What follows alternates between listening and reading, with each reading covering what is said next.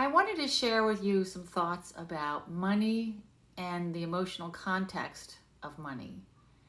It's not a neutral topic.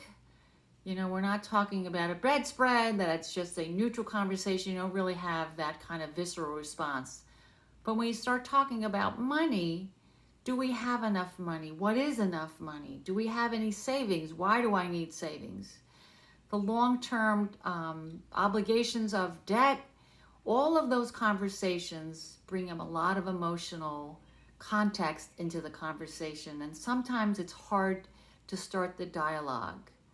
So there is a whole lot of emotional baggage around having a conversation about money. A lot of it has to do with our own childhood experiences with money, whether your parents had a lot of fights over money, whether they even discussed money. Most of the time, we're not discussing money. In fact, I can't even remember having a conversation with my parents. I watched them use a lot of cash. I remember they had a book in the bookshelf that they hid some cash in there. So whenever my mom went to the grocery store, she would take that cash out. They didn't use credit cards very frequently. I don't think I remember them even using credit cards till I was in high school. And I do know when my dad, once in a while, when I would watch or observe, he would pay the bills at the dining room table, but he paid off that credit card every month. He didn't carry a balance on that credit card. But they were pretty much on the same page about their money. I don't remember them having discussions in front of us talking about money. So it was very interesting. My observation about money as a kid was just really watching them.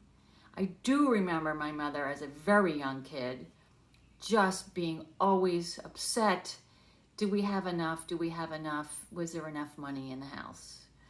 I know that drove a lot of concern and fear into my psyche about savings, because I heard a lot about her concerns and her fears over money. But the nice thing about coming in talking to one of our professional counselors or money coaches is we can open that dialogue in a safe place so you can start clarifying for yourself your whole conversation and your whole thoughts about money and savings. Why savings? So that you have money set aside for when you need some large expense. And I go back always, most of the time, for car repair. It's nice to have that money if you have a $1,000 car repair, not blindsided by that expense.